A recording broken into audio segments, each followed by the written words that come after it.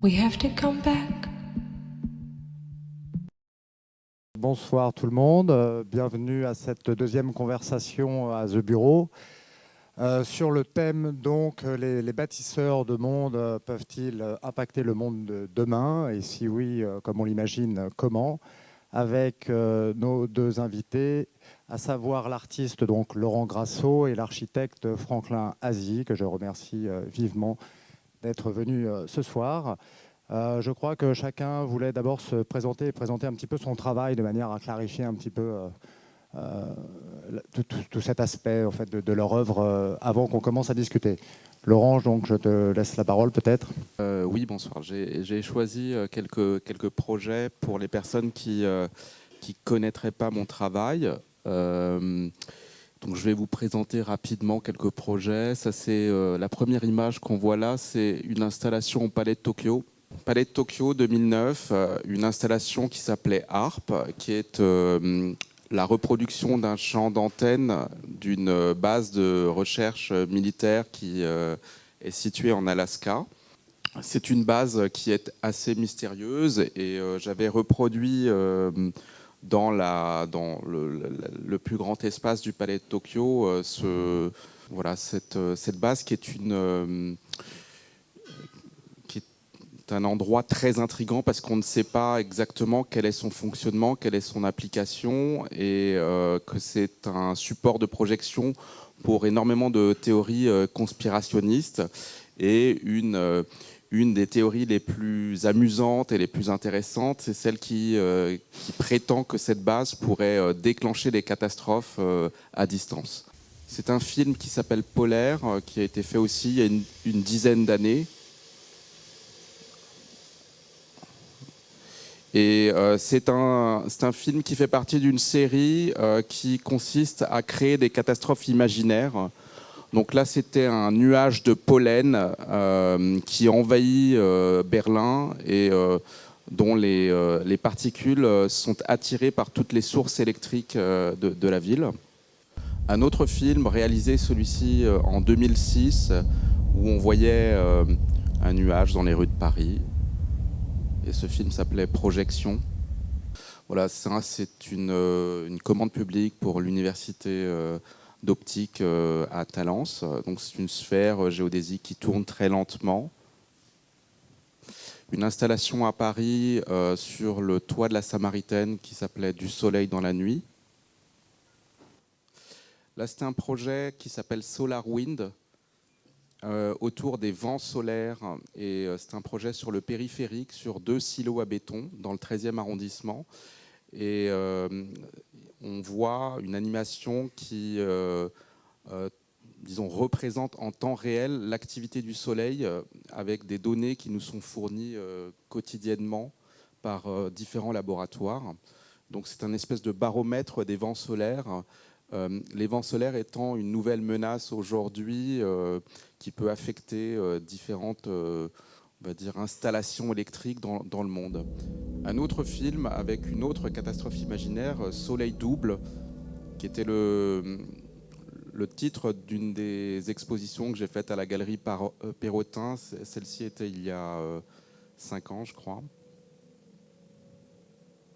Et donc le film, on peut avancer. Voilà, le film consiste en une succession de visions d'une ville qui s'appelle Eur, à côté de Rome, donc construite dans les années 30 avec une architecture très autoritaire, fasciste.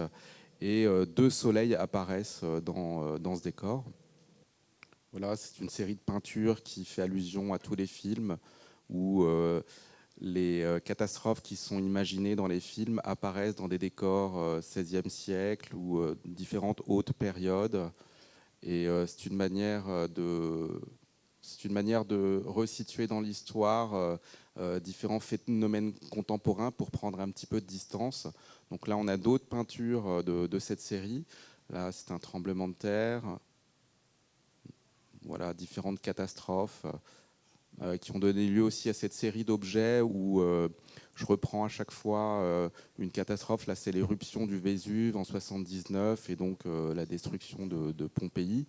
Et un objet à chaque fois archéologique qui est mélangé à un néon et une peinture. Donc là, un extrait rapide du dernier film présenté à la Galerie Perrotin en septembre, Auto, qui est un film qui a été tourné dans des sites sacrés aborigènes, filmé avec des caméras thermiques et hyperspectrales. L'idée du film, c'était de montrer, grâce à de nouveaux outils, le rayonnement de certains endroits qui sont supposés être forts ou avoir un certain pouvoir, et d'avoir une espèce d'anthropologie un peu futuriste où on essaye de capter l'énergie de ces lieux avec différentes prises de vue, et aussi, on va le voir là, la création d'effets spéciaux et de sphères qui se déplaçaient à l'intérieur de ces paysages. Voilà, je m'arrête là pour laisser la place à la discussion. Merci Laurent, merci pour cette présentation. Je rappelle d'ailleurs que pour ceux que le travail de Laurent intéresse, il existe un très très beau livre que vous pourrez découvrir là-bas et qui fourmille de détails sur les différents sens possibles, interprétables avec l'œuvre de Laurent. Mais je vais laisser Franklin se présenter. Franklin Azy, l'architecte. Aujourd'hui, je représente un peu l'industrie pollueuse, parce que en fait, l'industrie de la construction, c'est la première industrie qui pollue. Donc avant d'arriver au cataclysme, peut-être que Laurent a décrit et décrit souvent dans ses œuvres, je vais essayer de vous présenter très très rapidement quelques projets et quelques démarches qui permettent d'accéder à une architecture peut-être un peu plus vertueuse d'un point de vue environnemental. Le premier projet, c'est un projet qu'on réalise en collaboration avec deux agences parisiennes qui s'appellent Chartier d'Alix et Ardel Le Bihan, avec un groupement d'architectes qui s'appelle la Nouvelle AOM. Et c'est un bâtiment, c'est une pure réhabilitation de la tour Montparnasse, que beaucoup de gens connaissent, mais qui, je pense, est l'illustration d'essayer de ne pas reproduire certaines erreurs qui ont été faites à une époque. Et notamment, certains politiques, certaines personnes ont souvent dit qu'il fallait absolument démolir cette tour pour diverses raisons. Et notre groupement a absolument la conviction qu'elle a déjà assumé tout son carbone depuis 50 ans et que ce serait une aberration de la démolir, et qu'il faut au contraire lui redonner une vie d'usage, de destination, et qu'elle devienne absolument exemplaire d'un point de vue environnemental. Peut-être si on passe aux prochaines diapos. La vue qu'on voit, la vue qu'on voit ici, c'était autrefois un local technique sur un étage qu'on va transformer en parc au 14e étage. Et c'est vrai qu'à partir du moment où on vient retravailler toute l'enveloppe du bâtiment, c'est un manteau, on vient remettre un nouveau manteau plus performant sur la tour, ça libère d'anciens locaux techniques qui vont venir être anoblis à différents niveaux de la tour. Là, on voit aussi dans ce projet-là l'idée de passer d'une tour noire à une tour très transparente. Alors, c'est pas, encore une fois, c'est pas un caprice d'architecte, c'est qu'à l'époque, la seule solution qu'avaient nos architectes, c'était de mettre des rébanes sur les bâtiments, de les protéger du soleil avec des vitrages foncés. Mais ça devient aberrant parce que quand on protège avec des vitrages foncés, on a besoin de beaucoup d'éclairage artificiel à l'intérieur de la tour. Donc quelque chose qui a l'air d'être un geste intéressant d'un point de vue environnemental devient un contre-exemple après. Donc on a créé une sorte de double pot dans la façade avec la nouvelle AOM qui va permettre de protéger naturellement la façade et d'avoir une façade beaucoup plus transparente. Autre élément important, j'en parlais tout à l'heure sur l'industrie très polluante de l'architecture, c'est que on parle d'une ville qui se reconstruit sur elle-même, qui est une des solutions pour éviter d'avoir des surconsommations de matières premières. Il y a quelque chose qui est extrêmement important dans l'architecture aujourd'hui, c'est le recyclage des matériaux. On consomme aujourd'hui à 350 tonnes de déchets en France liés à la construction de l'architecture. On a décidé avec le groupement La Nouvelle AOM notamment de récupérer tous les vitrages de la tour. Alors, les vitrages représentent 40 000 m², c'est très très conséquent, puisqu'en fait, si on devait les évacuer en dehors du site, ce serait 6 mois de camion non-stop qui évacuent juste le vitrage. Donc pour éviter d'avoir ce traumatisme initial de la construction de la tour, en 1973, on a souhaité réemployer tous les matériaux à l'intérieur de la tour. Donc ce que vous voyez à droite de l'image, ce vitrage noir qui est plaqué sur les ascenseurs, il y a 30 ascenseurs dans la tour, et en fait un parement intérieur qui était les anciennes façades de la tour. Alors, autre élément important, c'est que ce bâtiment, à notre sens, a été mal aimé, mais pour de très mauvaises raisons. Pas forcément d'un point de vue esthétique, comme ce que tout le monde semble dire, mais parce que c'est un bâtiment qui n'a pas de destination. La tour Eiffel a failli être démolie 4 fois. Les intellectuels de l'époque disaient que c'était un bâtiment atroce. Mais notre conclusion dans le groupement, dans ce collectif La Nouvelle OM, c'était de dire qu'il était mal aimé parce que ce n'était pas un lieu de destination publique. La plupart des verticalités dans Paris ont souvent des vocations publiques, que ce soit Jussieu, la Tour Eiffel, le nouveau TGI, le tribunal de grande instance de Paris. Souvent, ils ont cette vocation publique et on est dans une domanialité entièrement privée en ce qui concerne la tour. Donc on a réintroduit des programmes d'hôtellerie, de restauration. Alors on va peut-être passer un petit peu plus vite sur le projet, et une grande serre agricole en partie haute sur le toit de la tour.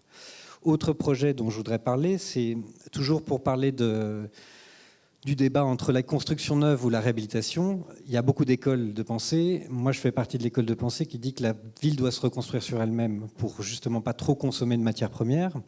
C'est un projet qu'on a fait dans le 7e arrondissement à Paris qui s'appelle Beau Passage, dans lequel on est venu retravailler des façades historiques, mais de manière hyper chirurgicale, en créant des fenêtres contemporaines, mais sans démolir, et en venant travailler cette trame de fond comme étant la trame de l'histoire.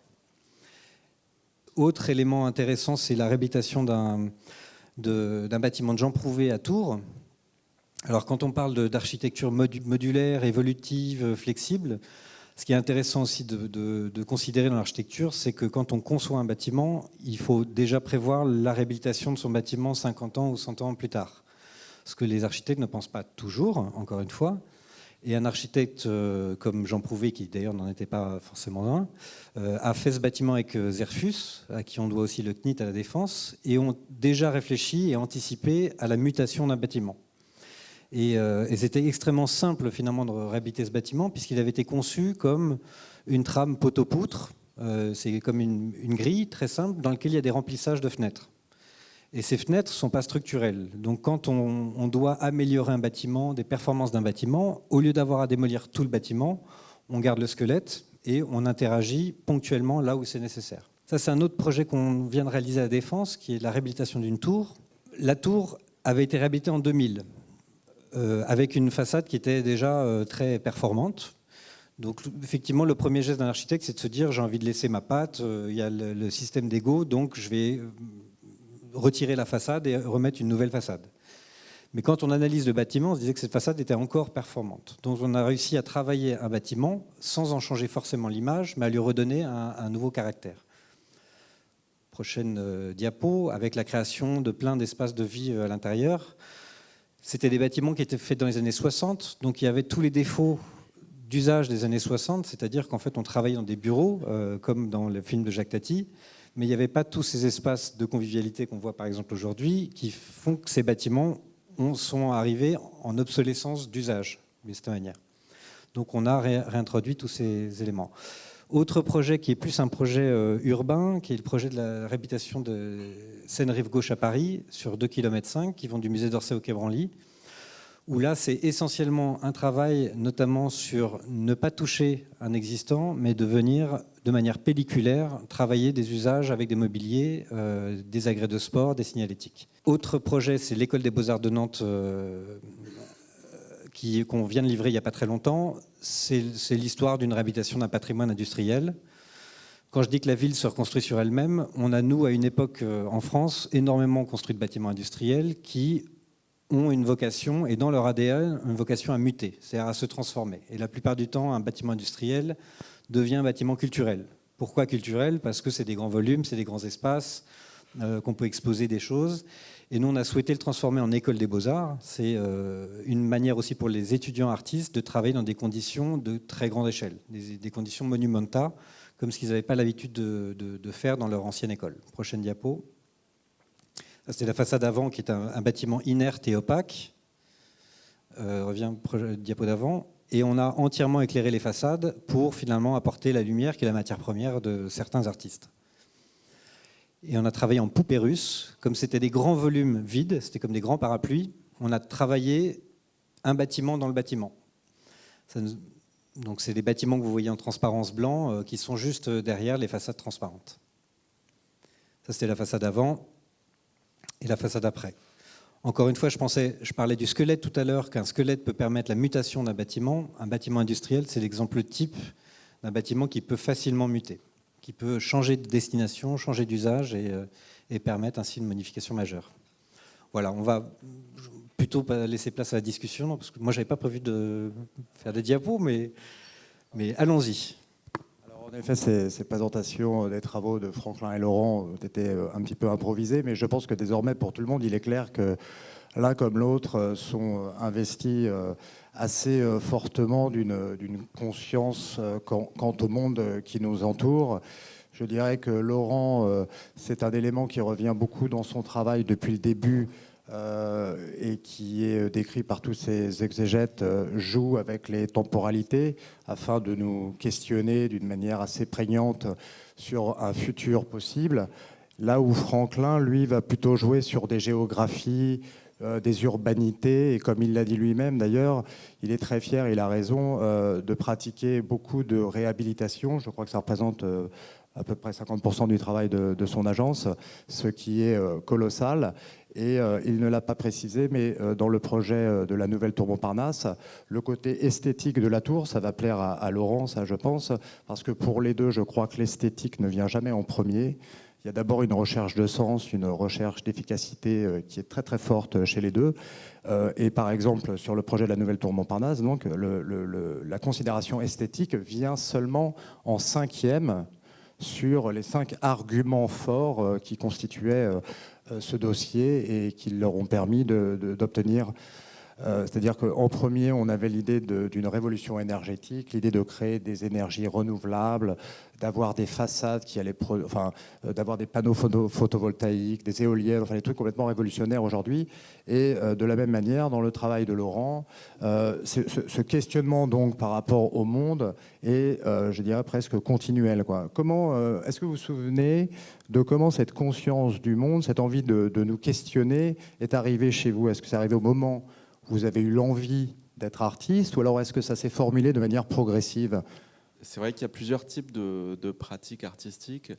Me concernant, mon travail a toujours été une espèce d'outil pour comprendre le monde et avec au départ parfois peut-être un intérêt un peu sociologique, anthropologique et en tout cas aussi une transdisciplinarité dans le sens où je collabore énormément avec des architectes, des scientifiques, des chercheurs.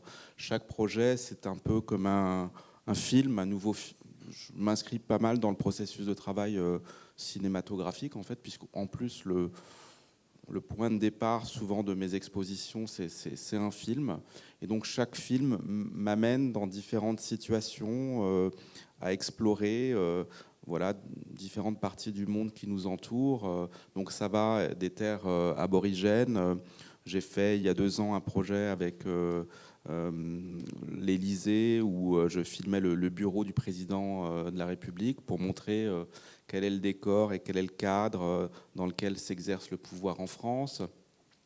J'ai fait après plusieurs films dont on en a vu certains qui sont plus, comme je disais, des catastrophes imaginaires. Et donc à chaque fois, il y a ce point de départ qui voilà, m'amène parfois à voyager pas si loin que ça, mais c'est en tout cas une manière de décrypter toutes les institutions, toutes les sources d'influence qui façonnent notre conscience. Merci Laurent. Franklin, j'ai l'impression que chez toi, cette conscience-là a été évolutive dès le début et que cette nouvelle tour Montparnasse pourrait en être un petit peu le paroxysme. Je vais juste revenir sur ta dernière question, sur le sens et l'esthétique.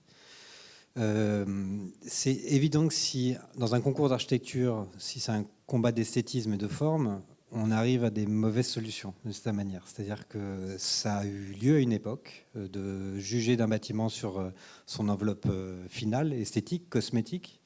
Dans le cadre du projet qu'on a fait avec la nouvelle AOM sur Montparnasse, c'est vrai qu'on a eu 1 an de concours avec 7 très grandes signatures mondiales qui ont concouru en même temps que nous. Et les membres du jury ne comprenaient pas forcément notre démarche au début, parce qu'ils s'attendaient à avoir une écriture anglo-saxonne, c'est-à-dire vraiment un packaging, un flacon de parfum autour d'une tour. Et on a mis très très longtemps à leur dire que finalement, comme ça avait été une tour qui avait été d'une certaine manière mal aimée, il fallait qu'on en comprenne le sens pour qu'elle soit enfin acceptée. Donc le sens ne passe pas forcément par l'esthétique et la cosmétique. Bien entendu, on est très attaché, nous, à l'agence Nouvelle AOM notamment, à un résultat formel à la fin. Mais il émane de plein de résolutions techniques fondamentales, de recherche environnementale, et finalement la forme, elle n'est jamais gratuite. Et je pense que ça peut être compris aussi par la génération à venir, c'est-à-dire qu'il y a une responsabilité dans la construction, et que cette responsabilité dans la construction, elle donne forme à une nouvelle esthétique aussi, qui n'est plus... c'est vrai que si on compare la fondation LVMH avec le projet qu'on a voulu faire pour la Tour Montparnasse, ce ne sont pas les mêmes enjeux initiaux. Clairement, il y en a, à mon avis, un qui est le nôtre, qui est d'abord de travailler le bonheur des usagers, la diminution des consommations énergétiques, s'inscrire dans un travail vertueux de l'architecture d'une ville qui se reconstruit sur elle-même. Et probablement que dans l'autre, c'est plus la vision subjective, égocentrique d'un architecte qui se rapproche d'un artiste. Moi, je ne suis absolument pas un artiste, et je le redis aujourd'hui. J'ai l'impression d'être un technicien de l'architecture, même si ça paraît péjoratif, ça ne l'est pas du tout, parce qu'en fait, la compréhension d'un projet d'architecture est devenue hyper technique maintenant. Ça demande de connaître beaucoup, beaucoup de disciplines pour résoudre une équation qui est multiple. En effet, et c'est d'ailleurs une problématique à laquelle doit être confronté Laurent, puisque les artistes de son calibre, j'ai envie de dire aujourd'hui, travaillent également un peu comme les architectes, avec des studios dans lesquels vont évoluer de manière assez collégiale des ingénieurs, des scientifiques, des philosophes. Et ce que vient de dire Franklin doit te parler, Laurent, d'autant plus, car tu répètes assez souvent que, si je ne me trompe pas, toi, tu n'aimes pas faire des œuvres qui ont l'air d'œuvres d'art, en fait. Donc il y a cette volonté assez récurrente chez toi de t'extraire un peu du cadre pour aller plus loin. Oui, ce qui m'intéresse dans les objets que je produis, dans les films, c'est de provoquer des questionnements et de susciter parfois de l'inquiétude, parfois de l'incompréhension, mais de ne pas afficher d'emblée les objets comme des œuvres d'art. C'est-à-dire que effectivement, l'idée, c'est plutôt que la forme est l'aboutissement d'un processus de recherche, de collaboration et de questionnement. Et elle arrive à la fin, mais elle n'est pas là juste pour elle-même. Et d'ailleurs, souvent, dans les objets que je propose, il y a une certaine ambiguïté que je cultive qui fait que on place le visiteur face à un objet qu'il n'arrive pas à appréhender facilement. Les peintures, par exemple, on ne sait pas comment elles ont été faites, si elles ont été produites et qu'on a placé des éléments en plus, comme certains artistes peuvent le faire d'ailleurs. Donc il y a toujours cette volonté de créer un objet qui est traversé par différentes questions. Alors ça a l'air très théorique comme ça, mais en même temps, je pense que voilà, une personne qui arrive devant un de mes films va se poser certaines questions. La dernière exposition à la galerie Perrotin dont je parlais, en plus, j'ai choisi de travailler avec des ondes et l'espace était baigné par des fréquences qui étaient diffusées par différents instruments qui faisaient référence à des pratiques dans les années 30 où certains chercheurs construisaient des appareils pour guérir les gens avec des ondes. Donc voilà, tout ça est effectivement en plus beaucoup plus compliqué à tenir parce que moi j'ai choisi de ne pas faire un travail qui serait comme un logo, comme une espèce de marque qu'on peut identifier à tous les coups au milieu de 1000 autres œuvres. Aujourd'hui, il y a énormément d'artistes, il y a énormément... voilà, c'est un milieu qui s'est développé de manière très forte. Mais il y a aussi des œuvres qu'on reconnaît tout de suite, et pour moi, ce n'est pas forcément un gage de qualité. voilà, c'est une autre discipline. Et voilà, je ne sais pas si j'ai répondu. Mais... Si, tout à fait. On a donc bien compris que tu n'étais pas Jeff Koons. Mais en revanche, ce questionnement que vous vous posez nous permet d'arriver un petit peu à la problématique donc, de cette conversation, puisque je pense qu'aujourd'hui, beaucoup de gens se posent aussi des questions et que des architectes ou des artistes peuvent les aider à trouver éventuellement des réponses sur le monde d'aujourd'hui, leur implication dans le monde d'aujourd'hui. On parle beaucoup, enfin, parfois même, c'était l'idée de ces conversations, de sortir un petit peu du côté dogmatique et accusatoire quant à savoir de quoi serait fait le monde de demain.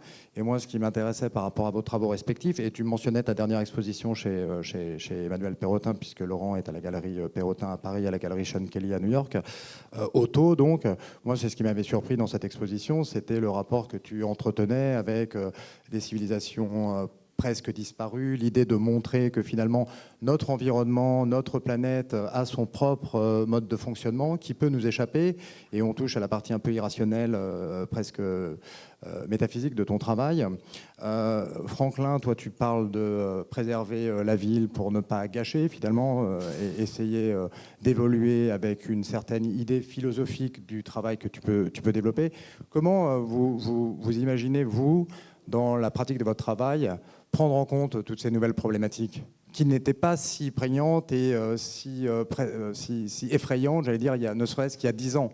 C'est pour dire à quel point ça va vite, quoi. Juste en introduction, j'ai dit que l'industrie que je représentais, la construction, l'acte de bâtir, c'était le premier geste, enfin, l'industrie la plus polluante au monde. C'est bien plus polluant que l'automobile. Donc moi, c'est un enjeu, derrière, il y a un enjeu politique énorme, c'est-à-dire dans la manière dont on va construire les bâtiments, dont on va penser le désassemblage, le démantèlement, il y a un enjeu qui est tout de suite extrêmement fort. Donc j'aurais tendance à dire, c'est pas que j'ai envie de faire que des réhabilitations, tu disais tout à l'heure que je faisais 50% de réhabilitation à l'agence, mais c'est devenu un devoir. C'est-à-dire que démolir pour reconstruire, ça veut dire qu'on va perdre tout cet acquis de matières premières qui a déjà été assemblé une première fois, donc qui a déjà consommé d'énergie, qui a déjà eu un transport aller et un transport retour. Donc pour moi, c'est un devoir qui est en rapport avec mon métier, clairement. Ensuite, c'est une vision qui est, je crois, la vision que je peux avoir à l'agence, c'est une vision très européenne, en fait, parce qu'on a une démographie qui est assez stable, pas galopante, pas comme dans les pays en voie de développement, dans lequel l'acte de bâtir est encore plus violent. C'est-à-dire qu'on est obligé de construire très vite, comme on a été obligé de construire à l'après-guerre en France, qui a d'ailleurs fait naître des architectures. On est quand même dans une évolution de l'architecture en France qui est beaucoup plus stable que dans les pays émergents. Donc la réhabilitation semble une réponse partiellement à la reconstruction de la ville sur la ville. Mais j'aurais peut-être pas la même discussion si j'étais architecte chinois ou si j'étais architecte en Inde ou en Afrique. Justement, cette rapidité d'exécution, cette rapidité de production, quelque part, qu'on va retrouver partout ailleurs dans le monde, à part peut-être en Europe, est-ce que c'est pas un peu un problème, justement, pour toi, pour aller vendre des projets, de la même manière que pour toi, Laurent, quand tu es en recherche de sens, que, comme on peut le constater en lisant tous les articles qui sont consacrés à tes travaux dans le livre que j'appelle le livre jaune, alors qu'on est vraiment dans une époque, tu parlais d'époque cosmétique, c'est quand même un sacré challenge pour vous de décider, c'est presque un acte citoyen, j'ai envie de dire, de décider d'aller dans cette direction-là plutôt que du côté un peu facile, easygoing, où semble aller la plupart des gens sans trop se soucier de savoir ce qui va se passer et d'être plus dans le divertissement presque. Ce que j'essaie de faire, en tout cas, c'est de provoquer une forme de distanciation par rapport aux pratiques qui sont aussi celles de nos collègues.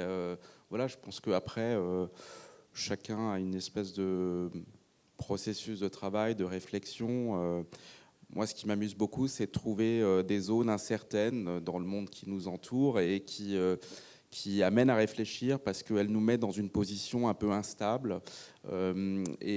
Ça permet de remettre en question même des questions qui ont l'air très évidentes, comme celle dont on parle ce soir, c'est-à-dire l'anthropocène, le problème du climat. Il y a beaucoup... Par exemple, dans l'exposition dont je parlais avant, Soleil double, j'ai travaillé avec différents chercheurs qui travaillent sur l'environnement. Et il y avait une histoire que j'avais trouvée très intéressante, c'était celle du tremblement de terre de Lisbonne.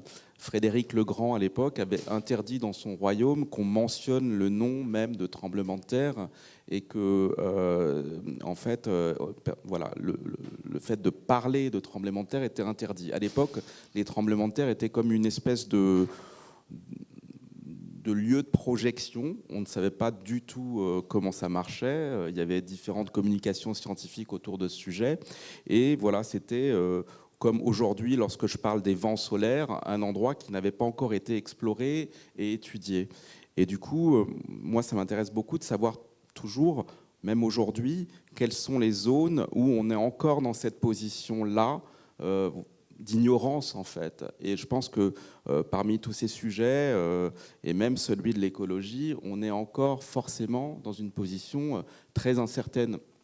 Même les chiffres qu'on nous donne, alors j'ai pas du tout une position sceptique par rapport à ça, hein, mais mon travail d'artiste, c'est de toujours interroger en permanence tous les flux d'informations que l'on peut recevoir. Et par exemple, une pratique que je trouve très on va dire, scientifiquement questionnante, c'est celle du géo-engineering, qui consiste à régler le problème du climat par des solutions technologiques. Donc, par exemple, modifier la composition des océans, envoyer différentes substances chimiques dans le ciel pour créer des barrières au rayonnement du soleil. Et donc, ça, c'est très intéressant parce que c'est vraiment borderline et en même temps, c'est aujourd'hui. Tu avais entendu parler, Franklin, de ce geoengineering et tu en penses quoi? Ça, c'est une fois que la catastrophe est arrivée. C'est les remèdes, disons, qui sont des remèdes scientifiques.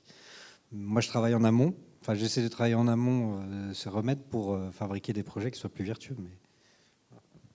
Justement, vous avez la chance tous les deux d'avoir la possibilité assez fréquente de travailler avec des spécialistes qui figurent parmi les meilleurs chacun dans leur domaine. Le fait de côtoyer des gens comme ça, j'allais dire presque au quotidien pour développer des projets, pour essayer de trouver des solutions, est-ce que ça vous permet d'avoir une vision peut-être un peu plus précise ou d'aller plus loin que, j'allais dire, moi par exemple, qui ne suis pas en contact avec ces gens-là régulièrement? Disons que moi, je ne cherche pas à proposer des solutions, mais plutôt des questionnements. Je n'ai pas la prétention d'apporter des solutions, mais c'est vrai que pour chaque projet, j'essaye de rencontrer différentes personnes. Autour du géo-engineering, j'avais rencontré Cliff Hamilton, qui avait écrit un livre sur le sujet. Et ce qui m'intéresse toujours dans ces explorations, c'est de se retrouver dans la situation où tout ça a l'air d'une fiction. C'est-à-dire que je suis parti du principe que le réel était souvent beaucoup plus intéressant et étrange que les fictions elles-mêmes. De la même manière que quand je parle de la base qui était tout au début de ma présentation, ARP, ça a l'air totalement fictionnel. Quand on en parle, on se dit bon, c'est une création de toute pièce. Parce que le projet, la forme, la localisation, tout suscite une espèce de question d'étrangeté. Ça n'a pas l'air crédible. Et en fait, ça existe. De la même manière que le projet sur le périphérique, SolarWind, il fait référence à ces tempêtes magnétiques générées par le Soleil aujourd'hui.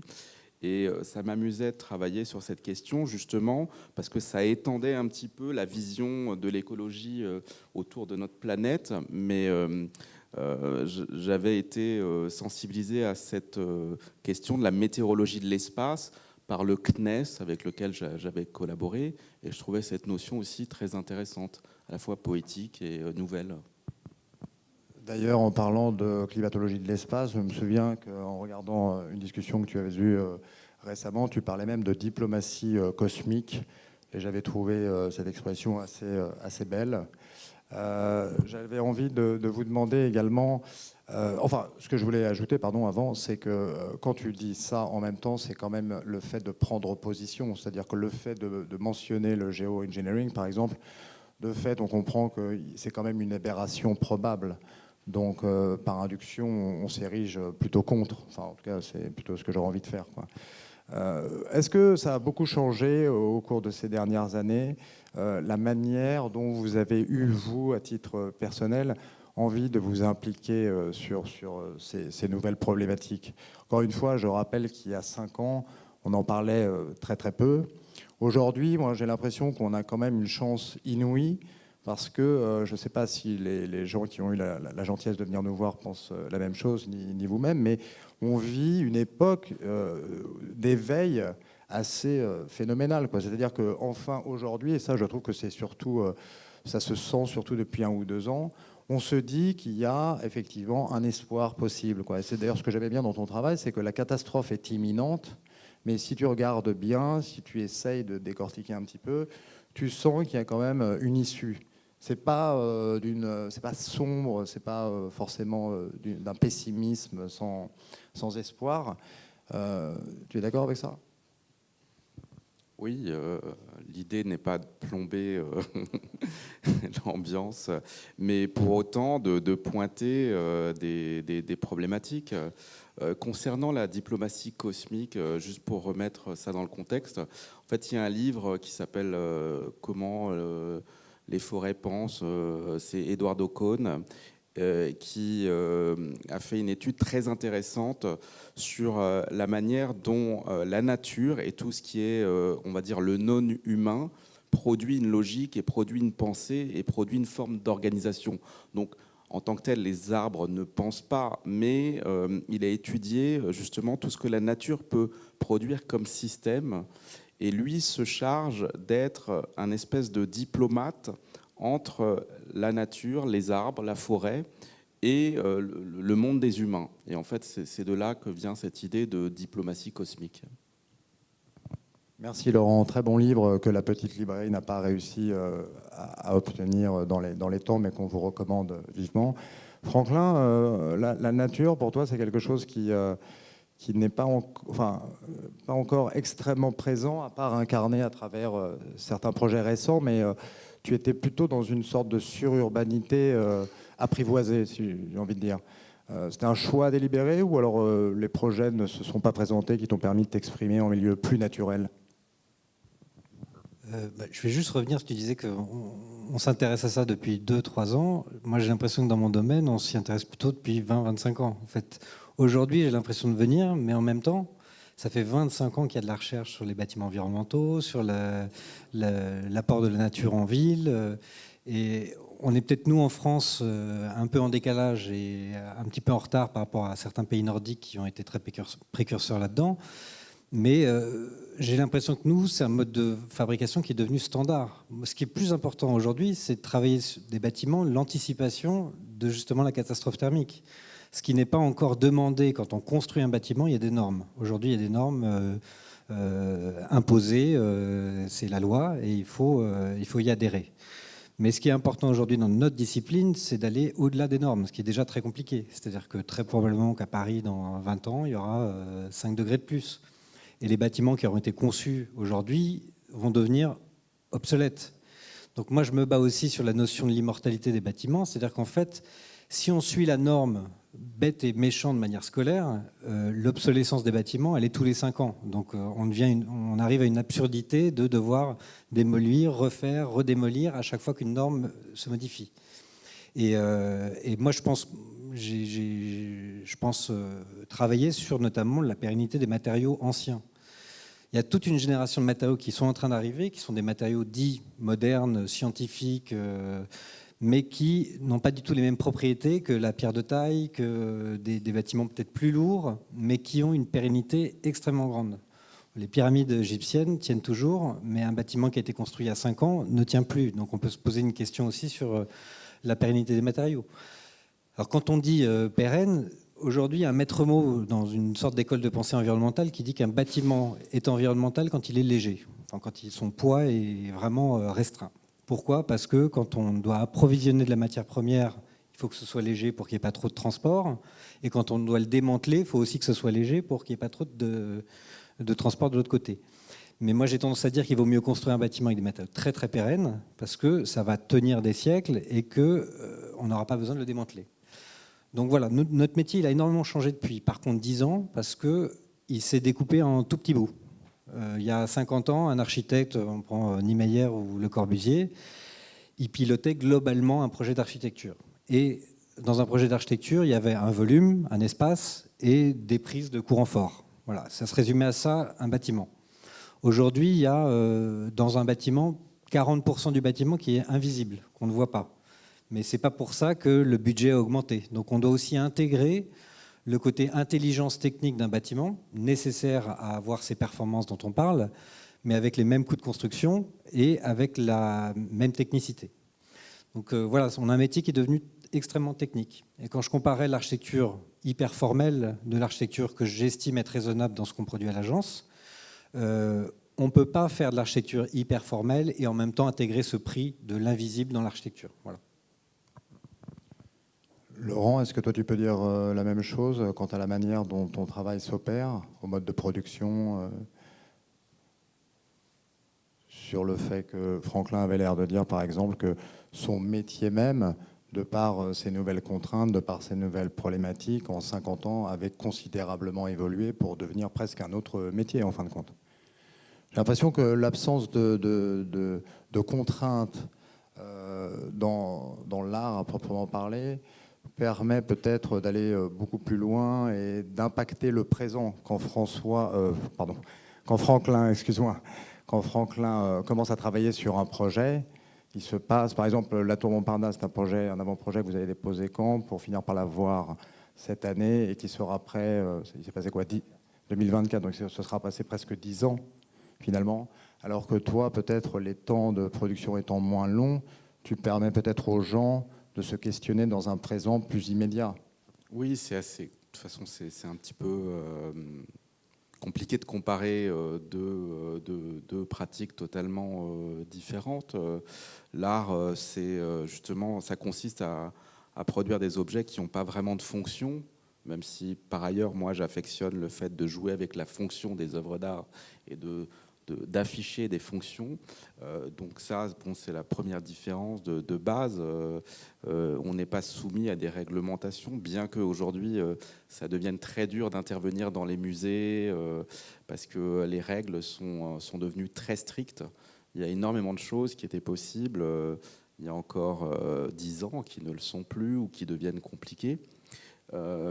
Pour autant, la pratique, c'est quand même de donner à penser et il n'y a pas de risque, même si moi j'ai une pratique de commande publique et de collaboration avec des architectes qui justement fonctionnent un peu à l'inverse de ce que je viens de dire et qui m'intéressent. De plus, dans mon studio, j'ai des architectes qui justement qu'on a un petit peu en fait convaincu de travailler et parce que justement ce temps était un petit peu trop long. Mais moi, les deux temporalités m'intéressent, c'est-à-dire que je fonctionne sur différentes temporalités. Il y a ces commandes où on est associé, alors pas du tout avec la même charge de travail, mais on est associé à la temporalité d'une architecture en train de se construire et de se penser. Et donc, du coup, ce sont des projets qui peuvent durer 4, 5, 6 ans parfois. Et il y a le temps des expositions où parfois on nous demande en 6 mois de concevoir une exposition dans un musée et il faut aller très vite. Et voilà, moi, c'est deux temporalités qui m'intéressent et qui sont complémentaires. Et je trouve que justement, le temps de l'architecture permet aussi de se poser, de revenir beaucoup sur des détails. C'est quelque chose qui s'inscrit plus aussi dans la durée, parce qu'il faut oublier que justement, on parle de cette forme d'écologie aussi dans l'art, parce que les expositions, elles durent 1 mois, 2 mois, 3 mois, et c'est très peu, et c'est très frustrant. Alors évidemment, les œuvres durent plus longtemps que les expositions, mais comme aujourd'hui, pour beaucoup d'artistes dont je fais partie, l'exposition, c'est l'œuvre, c'est un petit peu compliqué parce que du coup, l'exposition ne dure que 3 mois et l'expérience qu'on propose aux visiteurs disparaît. Et du coup, l'architecture et les commandes permettent de se réinscrire dans cette pérennité. Merci Laurent, je vois qu'on arrive vers le moment fatidique des questions à nos invités. Avant de vous donner la parole, si vous avez donc des questions à poser à Franklin ou à Laurent, je voulais terminer en vous demandant si vous pouvez nous parler des prochains travaux qu'on aura la possibilité de voir aussi bien chez Franklin Asie Architecture que chez Laurent Grasso, et comment ils s'inscrivent dans cette conscience du monde d'une manière concrète, si c'est le cas. Oui, je peux parler peut-être des prochains projets, mais je voulais juste rebondir un tout petit peu sur la temporalité. La temporalité en architecture, c'est un exercice très très douloureux parce qu'on a envie de rivaliser avec des disciplines qui sont plus spontanées, mais en réalité, c'est pour ça qu'il y a peut-être beaucoup d'architectes qui s'inspirent du design, de la mode, etc. Mais c'est des temporalités très courtes. Donc on peut faire un instantané, on peut faire un polaroid de ces activités. Nous, la problématique, c'est que, en fait, un bâtiment, il est par essence intemporel, sauf quand on a décidé de faire du mimétisme d'un courant d'architecture. Mais quand on vit 8 ans de production, d'études sur un bâtiment, le hasard fait que c'est un bâtiment est réussi, mais c'est souvent quand la démarche est bonne en amont. Donc la forme et l'esthétisme, et j'en reparle, c'est une résultante, parce qu'on ne peut pas rivaliser avec des temps qui sont trop courts, et on est dans des temps très longs en ce qui nous concerne. Alors pour parler des prochains projets, à l'agence, on est en train de réhabiliter un bâtiment avenue des Champs-Élysées. On a un autre bâtiment avenue de la Grande Armée. Je ne sais pas pourquoi, on est sur l'axe historique en ce moment. On est en train de faire le concours d'ailleurs avec Laurent du pavillon de la France à Dubaï, le pavillon de l'exposition universelle à Dubaï, où on a d'ailleurs une approche très environnementale, mais dont je ne peux pas parler ce soir, parce qu'on est encore en compétition. Et voilà, on a plein d'autres projets. Merci Franklin. Laurent, tu ne parleras pas du projet de Dubaï, donc on a compris, mais autre chose peut-être? Non, les prochains projets, il y a une commande que j'inaugure samedi à Rennes, dans le couvent des Jacobins. C'est le Palais des Congrès à Rennes qui vient d'être réhabilité par Jean Guervilly. Et donc, c'est une commande qui a duré quelques années où j'interviens dans les baies du couvent. Et donc, on a conçu des prismes qui tournent à l'intérieur de ces fenêtres qui font 4 mètres de haut. En janvier-février, il devrait y avoir l'inauguration d'une commande pour l'Institut de France. Donc, où un autre architecte, Marc Barani, a créé un auditorium dans la cour intérieure et on crée des objets lumineux qui vont être installés dans la cour.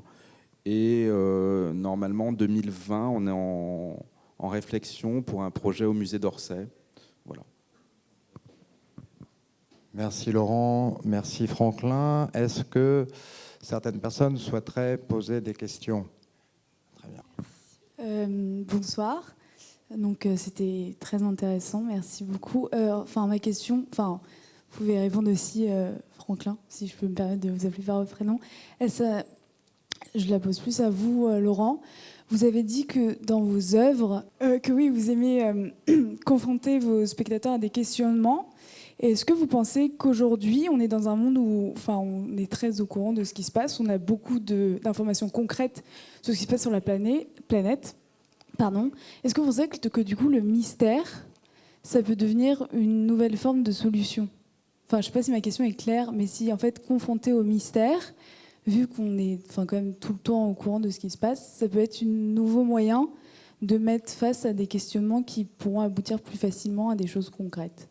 Oui, c'est sûr que la position d'un artiste ou de toute personne qui produit du contenu, entre guillemets, est problématique puisqu'on est traversé par des flux d'informations. Il faut se positionner par rapport à ça. Donc c'est pour ça que moi, je n'ai pas la prétention d'informer ou bien de dire ce qu'il faut penser d'une certaine situation. Voilà, c'est ce que font d'autres artistes. Moi, j'ai toujours opté pour une pratique qui ne contenait pas de message, mais pour plutôt essayer de développer un sens critique et une espèce d'instrument pour penser le monde. Et c'est vrai que ça vient, je pense même de manière presque cognitive, par des situations instables, mystérieuses, qui sont appelées à changer notre point de vue sur le monde, plutôt qu'une œuvre où on nous dirait, ben voilà, ça c'est bien, ça c'est pas bien, il faut penser comme ça. Et on est suffisamment effectivement entouré par des messages et par justement pas forcément des informations, mais des choses qui influencent notre manière de penser et qui sont là pour nous faire penser d'une certaine manière. Et je pense que le rôle d'un artiste, c'est de peut-être, oui, re-questionner les choses et aussi réenchanter le monde, puisqu'on est aussi dans une espèce de perte de sens générale où voilà, tous les systèmes de croyances ont été petit à petit détruits, parfois pour de bonnes raisons en plus.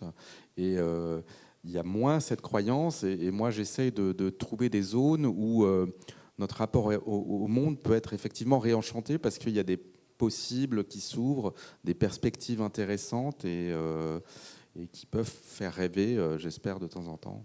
J'avais une question. Alors, sur le champ de l'art contemporain, on connaît des artistes qui utilisent le questionnement de la nature comme matière première, soit concrètement dans land art, soit comme notion onirique chez Olafur Eliasson, ou la sculpter la lumière, enfin se servir de la nature comme matière première.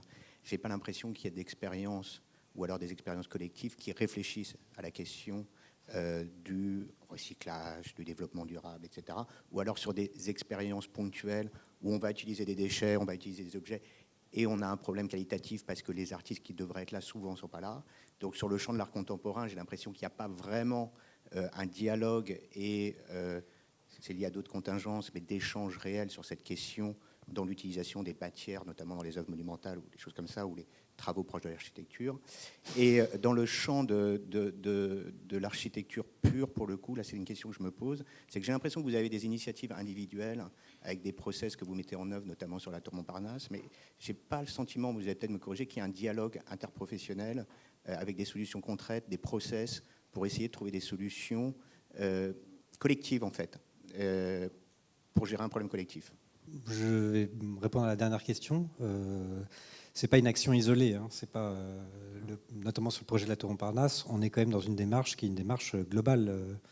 Je pense qu'avant de parler d'architecture et d'objets, j'ai parlé tout à l'heure de l'œuvre d'art comme un objet, avant l'architecture, il y a l'urbanisme. Et la première source, finalement, de problématiques environnementales, elle vient de l'urbanisme. Elle vient des transports, elle vient du fait qu'on délocalise de manière journalière des populations pour aller de l'Est à l'Ouest. Donc c'est le tissu urbain qui fabrique une partie de la solution environnementale. Et ça, j'en ai la conviction. L'objet architectural, il vient bien après. Donc je pense qu'il ne faut pas dire que ce sont des actions isolées, parce que je pense que chaque agence d'architecture aujourd'hui, et notamment je pense celles qui ont vraiment une vision européenne de la ville, de la reconstruction de la ville, travaillent dans la même démarche que nous à la Nouvelle AOM ou dans mon agence. Donc j'ai vraiment pas l'impression que ce soit isolé. Et surtout, je pense que, encore une fois, c'est une discipline qui a été très précurseur. On voit aujourd'hui, moi je suis très étonné que le milieu de la mode, par exemple, fasse des défilés de mode, les démonte le soir même et que ce soit une aberration environnementale. J'ai l'impression qu'on n'est pas suivi, par contre, d'un point de vue médiatique. C'est pas nous. Nous, on fabrique la ville de manière raisonnable, respectueuse. Par contre, ce que je vois, c'est que dans la presse, notamment professionnelle, ce qui apparaît comme projet d'architecture, c'est pas ceux qui sont ce que j'appellerais l'architecture ordinaire, qui est pour moi la plus respectueuse, celle qui construit 99% de la ville, mais c'est l'architecture emblématique des 0,1% d'une architecture trop formelle. Et là, c'est là où je dis que, encore une fois, je suis droit dans mes bottes, c'est-à-dire que j'ai l'impression qu'on est plusieurs à réfléchir dans ce sens-là. Par contre, ce qui est montré de l'architecture, c'est celle qui est la moins vertueuse. C'est ça qui me pose problème. Et c'est aussi celle qu'on enseigne aux étudiants. Les étudiants n'ont que des images en tête d'architecture qui ont ce qu'on appelle maintenant l'effet waouh, qui est un truc qui, moi, me fait absolument hurler. Parce que l'effet waouh, il va à contresens de tout ce que peut être une construction respectueuse de la ville, d'un bâtiment qui discute avec un autre, qui se fabrique en interaction. Et donc voilà, je défends en tout cas notre profession pour dire qu'on est assez bien organisé, en fait, contrairement à ce qu'on pourrait penser, et deux, que ça fait longtemps qu'on réfléchit sur ces questions. Voilà. Bonsoir, merci tous les deux pour vos interventions. J'ai d'abord quelque chose que je voulais dire à Laurent qui n'est pas vraiment une question. Je voulais le remercier de parler de harpe et de geoengineering, parce que même en tant qu'artiste, ça ne doit pas être évident. Mais j'ai une question qui est plutôt pour Franklin par rapport à l'architecture. En fait, moi, je suis affilié à MBDC, qui est la maison mère du Cradle to Cradle. Et je voulais savoir si le travail de Bill McDonough, en tant qu'architecte et un des penseurs fondateurs de l'économie circulaire, a une importance justement dans votre travail par rapport à tout ce qu'il a fait. Voilà, construire des bâtiments comme des arbres, des villes comme des forêts. Je ne sais pas si ça vous parle. Et aussi tout ce qui est build positif pour répondre à un travail collectif. Pour ceux qui ne connaissent pas, le cradle to cradle, c'est le fait de réutiliser des matériaux, de leur retrouver un usage différent. Je prends un exemple, quand on démolit une dalle en béton dans un bâtiment, on peut le concasser, en faire des cailloux, et ça va devenir des graviers dans une allée plantée. Je pense que la plupart des raisonnements, tu parlais du cradle to cradle, je pense que la plupart des réponses, encore une fois, sont dans l'urbanisme. C'est pour ça que je ne veux pas trop parler de l'architecture en tant qu'objet. On a un travail environnemental sur un objet d'architecture à être positif d'un point de vue énergétique, etc. Mais surtout, ce qui est important, c'est la résonance qu'il peut y avoir entre les programmes dans la ville. Par exemple, des bureaux produisent beaucoup de chaleur pendant la journée. Voilà, parce que dans des bureaux, il y a un corps humain, c'est un radiateur, et un ordinateur, c'est un autre radiateur. Donc il y a 2 radiateurs pour 8 mètres carrés. Et cette chaleur, elle est emmagasinée pendant la journée, et alors que pour les logements, on a besoin de chaleur le soir. Donc si on arrivait à mutualiser, à ce que les programmes dans la ville se répondent, c'est ce qu'on appelle la grid city, c'est que, en gros, un bâtiment va donner de l'énergie à un autre, généreusement, parce qu'il en a fabriqué pendant une période de la journée et qu'il va le redistribuer à une autre période. Mais encore une fois, toutes ces idées de la grid city, de la ville intelligente, de la ville généreuse qui va redistribuer ou compenser son énergie, elle n'est possible que si le territoire est géré de manière politique, que si les enjeux immobiliers ne sont pas que des enjeux privés. Donc il y a vraiment la révision complète d'une métropole qui dialoguerait, voilà, en termes de programme. Il y a plein d'autres exemples de grid city ou de cradle to cradle qui sont intéressants, mais l'architecture répond à une discipline. L'urbanisme, c'est la réponse de tout. Voilà. On parlait des transports aussi. Le fait d'avoir fabriqué aujourd'hui le Grand Paris, vous avez dû tous en entendre parler, on est en train de réparer une erreur qui avait été faite à une époque entre Paris et les villes nouvelles, qui en fait étaient tellement éloignées de Paris que la suture n'arrivait pas à se produire, et ça a créé des aberrations même sociales. Et c'est là où je dis que l'urbanisme a une telle influence et sur l'énergie, et sur la société, et sur les comportements des gens, et sur les populations, que c'est là-dessus qu'il faut mieux s'attacher. Et le Grand Paris aujourd'hui, c'est une réponse finalement de créer des gares tout autour de Paris pour désenclaver des territoires qui sont enclavés, donc qui ont perdu une richesse même culturelle, qui peut être une richesse culturelle. Et on est en train de créer cette suture d'un Grand Paris métropolitain qui est de vaste échelle. Après, il y a toute une discussion sur la densité, les hauteurs, savoir s'il faut qu'on soit dans une politique d'étalement urbain, ce que moi je ne crois pas. L'étalement urbain, c'est l'idée de dire que la ville doit s'étaler à l'horizontale. On peut se permettre ça quand on a des grands territoires, et encore. Le problème de l'étalement horizontal, c'est qu'on va fabriquer des architectures pavillonnaires ou de petite échelle. Et on sait tous qu'une petite échelle d'architecture, elle ne va pas répondre à l'écologie aussi bien qu'un moyen ensemble ou qu'un grand ensemble. C'est pour ça qu'on arrive aussi à des architectures d'une certaine échelle. Les macrolots sont plus environnementaux que les pavillons Phoenix. C'est difficile à comprendre, mais on va avoir besoin des mêmes sources d'énergie pour une personne alors qu'on pourrait l'avoir pour 10 personnes. Donc on mutualise les énergies. Donc voilà, le Grand Paris en ce moment est une partie des réponses, notamment au transport, à une ville intelligente. Mais je pense que pour le coup, les territoires ne sont pas fédérés. Donc les architectes sont fédérés, on parlait de ça tout à l'heure dans une manière de voir l'architecture, mais pas les territoires. Merci Franklin. D'autres questions, Nicolas? La dernière peut-être. Oui, j'ai l'impression que les rares moments de la vie, je dirais, où l'urbanisme et l'art peuvent dialoguer, être mis en avant, c'est des événements comme un peu la Nuit Blanche, où j'ai l'impression que là, la population, le citoyen peut vraiment voir et interagir avec à la fois l'idée de ce qu'est un urbanisme qui peut être vertueux, spectaculaire, consolant, et un art qui est en plus au milieu de cet urbanisme. Est-ce que vous ne trouvez pas que c'est quelque chose qui devrait être peut-être plus périodique, ne serait-ce que pour aussi prolonger votre travail ailleurs que dans des événements limités dans le temps? Moi, je parlais avant des commandes. Bon, c'est le système un peu classique de collaboration avec des architectes. Mais petit à petit se dessinent aussi de nouveaux modes de collaboration. Par exemple, on a été, nous, sollicités à l'atelier par un urbaniste, Jamel Clouche, pour réinventer Paris. Et on était associés au groupement dès le départ. Et ça, ce sont de nouvelles modalités de travail qui sont très intéressantes, parce que j'ai toujours pensé que lorsque l'artiste arrive au dernier moment pour ses fameux 1% ou ses commandes, on vient pour du décoratif en quelque sorte. Alors que lorsque on peut être associé, et parfois même pas pour créer un objet, mais simplement dans le dispositif de réflexion et de conception, c'est beaucoup plus intéressant. Et je trouve que oui, effectivement, à mon avis, les artistes ne sont pas assez consultés en amont. Et c'est ce qu'on essaye de faire avec Franklin pour différents projets, parce que c'est comme ça qu'on peut vraiment produire du sens aussi, et une nouvelle manière de faire de l'art. Donc voilà. Je vais rajouter 2-3 trucs sur ce que tu viens de dire. Je veux bien parler un peu du 1% artistique. Le 1% artistique, en gros, c'était au début une idée extrêmement généreuse d'accorder à l'art 1% du montant des travaux d'un projet, qui représentait des sommes importantes. Maintenant, c'est vrai que c'est devenu quelque chose qui est de plus en plus problématique, parce qu'il y a un système de commande publique qui fait que on va intégrer une architecture et la poser au milieu d'un espace, sans prendre en considération la contextualité de l'art, qui est une des questions que tu étais en train de poser, c'est-à-dire l'imbrication entre l'art, l'urbanisme et l'architecture. Et le 1% artistique, au fil du temps, a perdu de sa force, parce que c'est devenu un système traditionnel de commande. Il y a d'autres systèmes qui s'apparentent au 1% artistique, et comme on le sait maintenant aujourd'hui aussi, la commande publique a totalement perdu de la force.